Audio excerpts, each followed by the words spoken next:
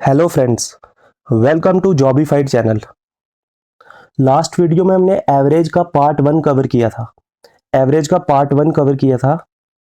जिसमें हमने कुछ मॉडल ऑफ क्वेश्चंस देखे थे और एवरेज का बेसिक कंसेप्ट देखा था, जिसमें हमने एक सबसे important concept of equal distribution उसको स्टडी किया था। अगर आपने एवरेज का वो पार्ट नहीं देखा तो पहले मैं आपको कहूंगा कि इस वीडियो को पॉज करके पहले आप पार्ट वन को स्टडी करके आए, क्योंकि कॉन्सेप्ट ऑफ इक्वल डिस्ट्रीब्यूशन हम इस पार्ट में काफ़ी यूज़ करने वाले हैं। जितने भी मॉडल ऑफ क्वेश्चंस इस पार्ट में हम स्टडी करेंगे या फिर जो प्रॉब्लम्स हम टैकल करने वाले हैं, देखेंगे कि कैसे हम कॉम्पिटिटिव एग्जाम में उन प्रॉब्लम को इस कॉन्सेप्ट ऑफ इक्वल डिस्ट्रीब्यूशन से हम कैसे इजीली सॉल्व कर पाएंगे। अगर आप ट्रेडिशनल मेथड पे जाओगे, average is equals to sum of observation upon number of observation या फिर sum of all elements upon number of all elements पे, तो क्वेश्चन सॉल्व तो हो जाएगा लेकिन वो बहुत ही लेंथी बन जाएगा, जो कि कॉम्पिटिटिव एग्जाम में हमारे पास टाइम कम होने की वजह से हमें इतना टाइम नहीं होता कि हम क्वेश्चन को जो है ट्रेडिशनल मेथड से सॉल्व कर पाएं। इसलिए हम मेथड ऑफ इक्वल डिस्ट्रीब्यूशन का यूज करेंगे, जिससे क्वेश्चन को हम इजीली बिना पेन की मदद से या फिर कम से कम टाइम में जो है वो क्वेश्चन को सॉल्व कर पाएंगे।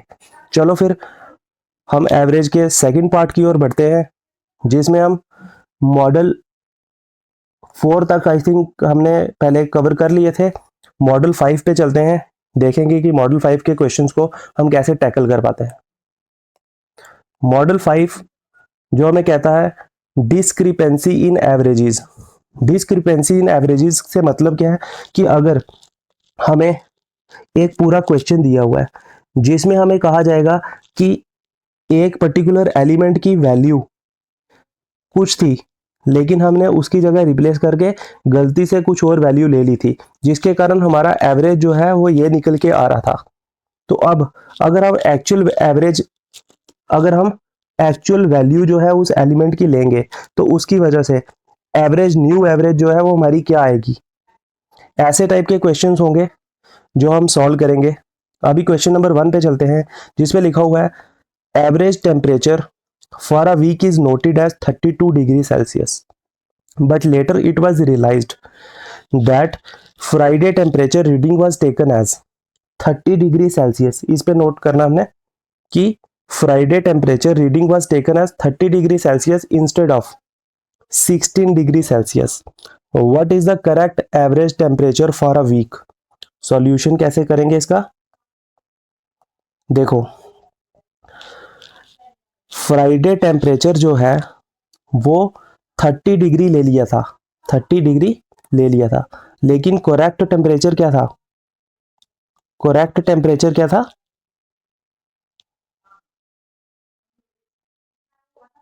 करेक्ट टेम्परेचर था 16 डिग्री सेल्सियस। ठीक है, करेक्ट टेम्परेचर 60 डिग्री सेल्सियस था, लेकिन हमने 30 ले लिया। मतलब कि हमारी ये जो 32 एवरेज आई है, उसमें ये जो 14 डिग्री फ्राइडे का टेम्परेचर है वो ज़्यादा है।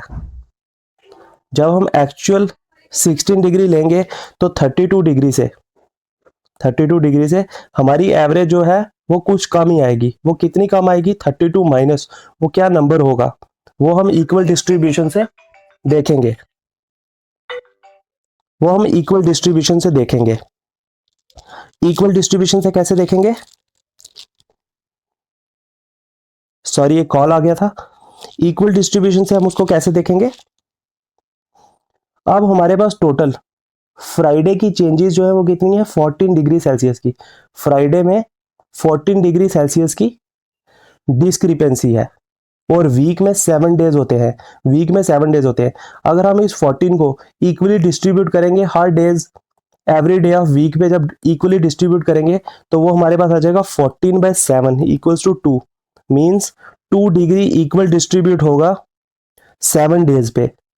तो हम इस 32 में से जब 2 डिग्रीज निकाल देंगे तो हमारे पास actual correct average temperature of for the week कैसे आ जाएगा, इक्वल्स टू 30 डिग्री सेल्सियस।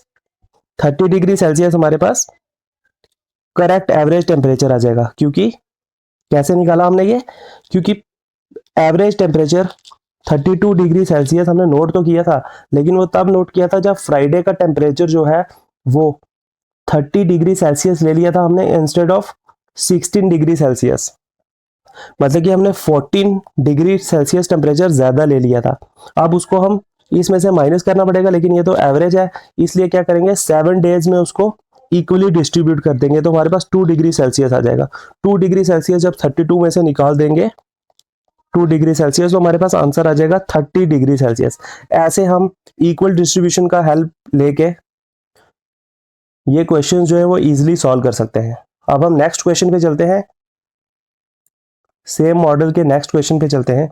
इस पे दिया हुआ है the average weight of a group of 50 girls was calculated as 58 kgs. It was later discovered that the weight of one of the girls was read as 45 kg, whereas her actual weight was 65 kgs. What is the actual average of the group? इस question को हम कैसे solve करेंगे?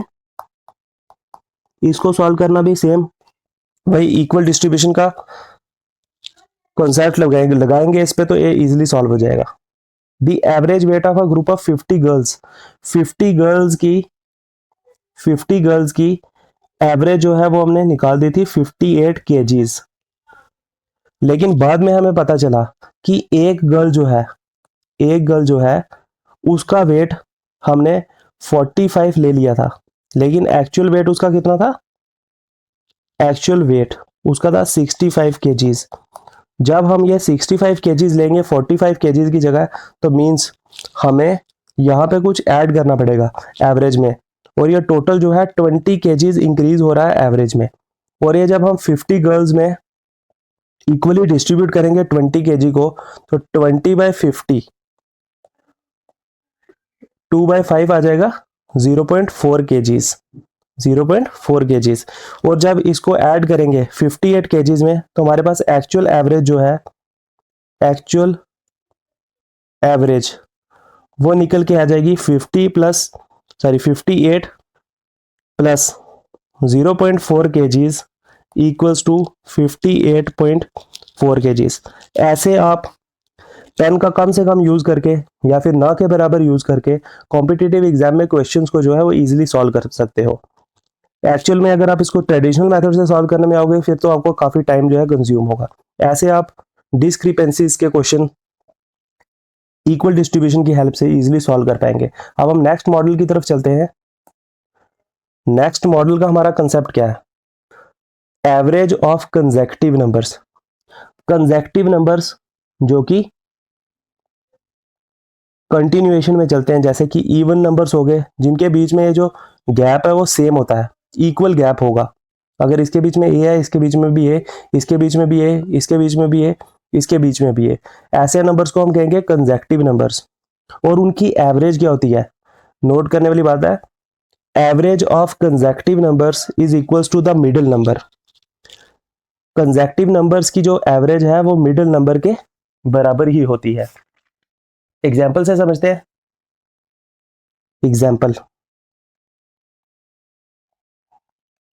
Example से समझते हैं। अगर हमारे पास 5 नंबर हैं, 61, 63, 65, 67 और 69, अगर ये 5 नंबर है हमारे पास, तो हम अगर इसकी एवरेज निकालना चाहें, तो आप sum of observation by divided by number of observations करके भी इसको सॉल्व कर पाएंगे। लेकिन डायरेक्टली एवरेज जो है वो कंसेक्टिव नंबर्स की हम निकाल सकते हैं, equals to the middle number, average आ जाएगी 65। This is the average. अगर हमारे पास नंबर्स का काउंट जो है वो ऑड में है, जैसे कि ऑड में था, तो सीधा जो मिडिल नंबर है वो इजीली एवरेज आ जाएगा। लेकिन अगर नंबर्स का काउंट जो है वो इवन है, जैसे 97, 98, 99 और 100, अब इसमें मिडिल नंबर क्या होगा? इसमें हमारी एवरेज होगी, जो सेंटर वाले 2 नंबर होंगे उनके बीच वाला जो नंबर बनता है 98 और 99 के बीच बनता है 98.5, हमारी एवरेज जो है वो यही होगी, equals to the middle number या फिर जो मिडिल होंगे, अगर इवन काउंट है तो जो दो मिडिल नंबर होंगे उनके बीच का जो काउंट होगा 98.5, वही हमारी एवरेज होगी। इस कंसेप्ट को हम नेक्स्ट क्वेश्चंस में यूज करेंगे और आपको बताएंगे कि अगर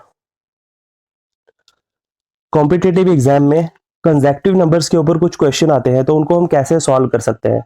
चलो फिर क्वेश्चन की हेल्प से देखते हैं कि हम इस मॉडल को कैसे सॉल्व कर सकते हैं और कॉम्पिटिटिव एग्जाम में अपना टाइम कैसे सेव कर सकते हैं। The sum of 3 consecutive even numbers is 44 more than the average of these numbers. What will be the highest of these number?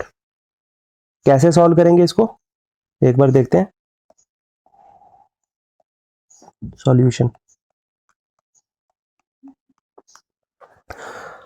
अगर हमारे पास दिया हुआ है कि the sum of 3 consecutive even numbers, तो क्या होता है, जैसे हमारे पास 3 consecutive even numbers हैं तो से एक हमारे पास अगर 2 है तो दूसरा कैसे होगा 2 + 2 और तीसरा क्या होगा 2 + 4, मतलब कि ये 2 है ये 4 बन जाएगा और ये 6 बन जाएगा। ऐसे हम करते हैं तो से हमारे पास एक इवन नंबर जो है वो x है, दूसरा x + 2 हो जाएगा और तीसरा x + 4 हो जाएगा। अब ये क्या कह रहा है, इसकी इक्वेशन बनाते हैं स्टेटमेंट की। The sum of 3 consecutive even numbers is 44 more than the average of these numbers, मतलब कि सम ऑफ 3 consecutive इवन नंबर्स कितने ज्यादा हैं 44 मोर देन एवरेज। एवरेज क्या हो जाएगी 3 कंसेक्टिव, अगर ऑड काउंट है इनका तो सेंटर वाला नंबर मिडिल नंबर जो है वो एवरेज हो जाएगा और एवरेज से 44 ज्यादा है, एवरेज से 44 ज्यादा है, बीच में इक्वल टू आ गया, ये x/2 और ये x/2 कैंसिल हो जाएंगे, यहाँ पे आ जाएगा 2x + 4 इक्वल्स टू 44, यहाँ जाएगा 2x इक्वल्स टू 40 और x equals to 20, x equals to 20। लेकिन हमें यहाँ पे क्या पूछा है, what will be the highest of these numbers, what will be the highest of these numbers. तो हाईएस्ट ऑफ दीज नंबर्स निकालने के लिए हमें क्या करना पड़ेगा, x तो सबसे लोएस्ट नंबर है, हाईएस्ट नंबर होगा x + 4, तो जब 20 + 4 करेंगे equals to 24, that will be your answer, जो कि आ जाएगा 24 इज और हाईएस्ट नंबर। हाईएस्ट नंबर किसके बराबर हो जाएगा 24। ऐसे हम जो कंसेक्टिव इवन नंबर्स या फिर कंसेक्टिव नंबर्स का जो ये सीरीज होती हैं, इनमें हम इस मॉडल को यूज करके दैट कंसेक्टिव नंबर्स की जो एवरेज है वो किसके बराबर होती है, इक्वल्स टू मिडिल नंबर। इस कॉन्सेप्ट का यूज करके हम इन कंसेक्टिव नंबर्स वाले क्वेश्चंस को इजीली, उनकी एवरेज के जो भी क्वेश्चंस बनेंगे वो हम इजीली कॉम्पिटिटिव एग्जाम में इस वे में जो है सॉल्व कर सकते हैं। नेक्स्ट क्वेश्चन को देखेंगे तो आपको इस कंसेप्ट की और भी समझ आ जाएगी, उसके बाद आप और प्रैक्टिस करना तो आपका कंसेप्ट जो है वो क्लियर हो जाएगा। अगर आप ट्रेडिशनल मेथड से जो है sum of observation by number of observation वाला मेथड यूज सिर्फ करते रहेंगे तो काफ़ी डिफिकल्ट हो जाएगा और लेंथी बन जाएगा आपके लिए कॉम्पिटिटिव एग्जाम में, जहाँ पे टाइम जो है वो लिमिटेड होता है, तो आपके लिए जो क्वेश्चन सॉल्व करना जो है वो डिफिकल्ट बन जाता है। अब हम नेक्स्ट क्वेश्चन पे मूव करते हैं। Question number 2, if the average of 11 consecutive even numbers is 98, what is the highest number। अगर 11 consecutive even numbers की जो एवरेज है वो 98 है तो हाईएस्ट नंबर क्या होगा। 11 consecutive even नंबर से हमारा क्या मतलब है, अगर उनकी एवरेज 98 है मींस जो मिडिल नंबर है वो 98 होगा और टोटल 11 consecutive even नंबर से मींस 5 नंबर्स इधर होंगे और 5 नंबर्स इधर होंगे। तो हाईएस्ट नंबर जो है वो कैसे निकालेंगे, जैसे ये आ गए 98 एवरेज और उसके बाद 5 नंबर जो है वो इधर होंगे, इससे क्या मतलब है कि नेक्स्ट नंबर जो है कंसेक्टिव +2 होगा, फिर +2 होगा, फिर +2 होगा, फिर +2 होगा और +2 होगा, मतलब टोटल हम 10 ऐड करेंगे इसमें तो हमारे पास हाईएस्ट नंबर आ जाएगा 98 + 10 is equals to 108 is our answer. ये हमारा जो है हाईएस्ट नंबर निकल के आ जाएगा इस क्वेश्चन से। उसके बाद सेम कंसेक्टिव नंबर वाले इस क्वेश्चन में अगर हमें ऐसा कुछ क्वेश्चन फ्रेम करके जो है कॉम्पिटिटिव एग्जाम में पूछा जाए तो उसको हम कैसे सॉल्व करेंगे ये हम देखते हैं। A, B, C and D are four consecutive even numbers respectively and their average is 65. What is the product of A and D? अगर हमारे पास A, B, C और D चार कंसेक्टिव इवन नंबर्स हैं जिनकी एवरेज 65 है, जिसकी average 65 है। अब ये इवन काउंट वाले नंबर है, मीन 65 जो है कुछ यहाँ पे आता होगा। अगर 65 यहाँ पे आएगा तो ये बन जाएगा कितना 64 और ये बन जाएगा 66। अगर ये 64 है तो ये हो जाएगा हमारे पास 62 और ये आ जाएगा 68, क्योंकि ये कंसेक्टिव इवन नंबर्स हैं। और ए और डी का प्रोडक्ट ए और डी का प्रोडक्ट अब हम इजीली निकाल पाएंगे। कैसे? 62 इंटू 68 करके, और हमारे पास आंसर आ जाएगा। That is our answer. ऐसे हम कंसेक्टिव नंबर्स वाले क्वेश्चंस को इजीली सॉल्व कर सकते हैं। उसके बाद एक और क्वेश्चन देखेंगे, that the sum of 5 consecutive odd numbers is 575. What will be the sum of next set. ये क्वेश्चन में देखने वाली बात है कि नेक्स्ट सेट जब दिया होगा 5 कंसेक्टिव ऑड नंबर्स का, उनका सम कितना होगा। एक्चुअल में हमारे पास क्या होता है, देखते हैं हम एक एग्जांपल से समझते हैं पहले इसको, कि अगर हमारे पास 5 set of consecutive odd numbers हैं 1, 3, 5, 7 और 9, 1, 3, 5, 7 और 9, अगर इनका सम जो है वो हमारे पास एक्स ऐसे है। अब नेक्स्ट सेट कितना होगा 11, 13, 15, 17 और 19। ठीक है, इनका सम जो है वो हम कैसे निकाल पाएंगे। ठीक है, अब हम डिफरेंस अगर देखें इनमें, तो नेक्स्ट सेट जब होता है किसी भी ऑड नंबर के सेट के बाद वाला जो सेट होगा उसमें जो डिफरेंस है नंबर्स का, ये कितना होता है 10। 1 और 11 के बीच 10, 13 और 3 के बीच 10, इसके बीच 10, इसके बीच 10 और इसके बीच 10। मींस 5 कंसेक्टिव ऑड नंबर्स के जो बीच का डिफरेंस है वो कितना हो गया 30। मींस जो डिफरेंस आ रहा है हमारे पास वो कितना आ रहा है, डिफरेंस आ रहा है 50 का। मींस अगर पहले सेट का सम जो है वो x हो तो नेक्स्ट कंसेक्टिव ऑड नंबर्स का जो सम है वो कितना हो जाएगा x प्लस जो डिफरेंस है 50 का। अब इस क्वेश्चन में देखते हैं, इस क्वेश्चन में देखेंगे हम कि अगर हमारे पास सम 5 कंसेक्टिव ऑड नंबर्स का जो है 575 दिया हुआ है, तो नेक्स्ट सेट जो है 5 कंसेक्टिव ऑड नंबर्स का, उसके लिए सम कितना हो जाएगा 575 प्लस 50 इज इक्वल टू 625। ऐसे करके हम इस क्वेश्चन को इजीली सॉल्व कर सकते हैं। ये थे कुछ क्वेश्चन कंसेक्टिव नंबर्स के ऊपर। अब हम ऑलमोस्ट जो है वो एवरेज के चैप्टर को कंप्लीट कर चुके हैं। अब लास्ट जो हमारा एक एडवांस्ड एग्जांपल जो बचती है हमारी, हम इसको भी टैकल करेंगे। अब हम सारे कंसेप्ट ऑलमोस्ट जो है वो एवरेज के सीख चुके हैं। अब ये क्वेश्चन पहले आप खुद से सॉल्व करना और देखना आपसे बनता है या नहीं, फिर मैं अभी आपको इसको सॉल्व करके बताता हूँ कि इसको हम इक्वल डिस्ट्रीब्यूशन की हेल्प से ही कितना इजीली जो है वो सॉल्व कर पाएंगे। कैसे? Average score of a cricketer in 13 matches is 42। ठीक है, क्या हो रहा है कि एवरेज स्कोर जो है वो क्रिकेटर का 13 मैचेस में कितना है 42। Means 42, 42, 42, 42, 42 and so on up to 13 times उसका जो एवरेज है वो कितना है 42। If the average score in the first 5 matches भी 54 रन्स, लेकिन अगर उसका एवरेज स्कोर जो है पहले 5 मैचेस में जो है 54 रन्स है, 54 है उनके फर्स्ट 5 मैचेस में, मींस उसका जो अदर 8 मैचेस जो हैं, ये वाले जो 8 मैचेस हैं उसमें जो एवरेज जो है उसका डिक्रीज हो जाएगा, क्योंकि टोटल जो इक्वल डिस्ट्रीब्यूशन बन रही थी वो बन रही थी इन 5 मैचेस की वजह से। लेकिन हम सेपरेट जब एवरेज निकालेंगे सिर्फ 8 मैचेस की, ये जो अदर 8 मैचेस होंगे, तो अगर इसमें एवरेज जो है वो इंक्रीज होगी 42 से 54, तो यहाँ पे जो है 42 से डिक्रीज होगी। कितनी डिक्रीज होगी वो हम चेक करते हैं। अब यहाँ पे डिफरेंस कितना बन रहा है, यहाँ पे डिफरेंस बन रहा है 12 का। 42 और 54 में 12 का डिफरेंस है। 12 यहाँ पे आ गया, 12 यहाँ पे डिफरेंस, 12 यहाँ पे, 12 यहाँ पे और 12 यहाँ पे। टोटल हमारे पास जब इसका सम करेंगे तो हमारे पास टोटल सम जो है वो 60 बन रहा है। ठीक है, टोटल सम जब 60 बन रहा है। अब इस 60 को जब हम इस 8 मैचेस में, ये 5 मैचेस आ गए पहले वाले 5, और टोटल 13 मैचेस थे, टोटल 13 मैचेस थे, और यहाँ पे जो रिमेनिंग हमारे पास 8 मैचेस बचे।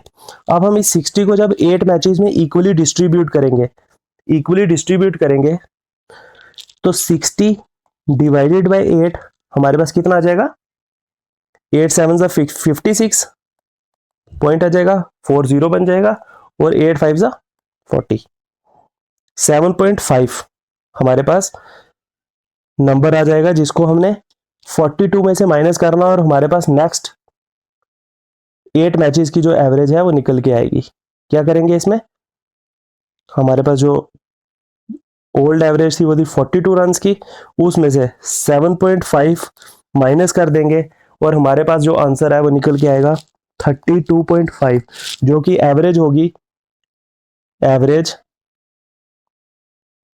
Of the last 8 matches.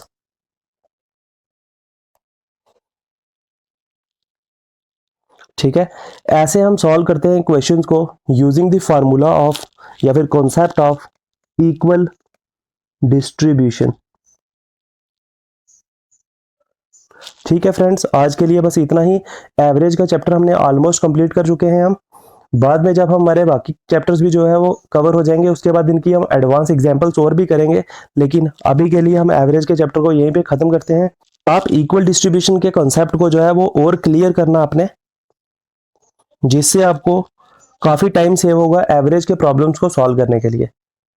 आज की वीडियो में बस हम इतना ही रखते हैं, और एवरेज के चैप्टर को हमने ऑलमोस्ट कंप्लीट कर चुका है। बाद में हम इसके क्वेश्चन जो हैं, जब हमारे बाकी चैप्टर्स भी क्वांट के कंप्लीट हो जाएंगे, उसके बाद हम ट्राई करेंगे कि हम एडवांस एग्जांपल्स और से ज़्यादा करवा सकें, ताकि आपकी और ज़्यादा प्रैक्टिस हो सके। बाकी आप खुद से भी प्रैक्टिस अपनी करते रहें, ताकि आप क्वेश्चंस को जो है वो ईजिली और कम टाइम में सॉल्व कर सकें।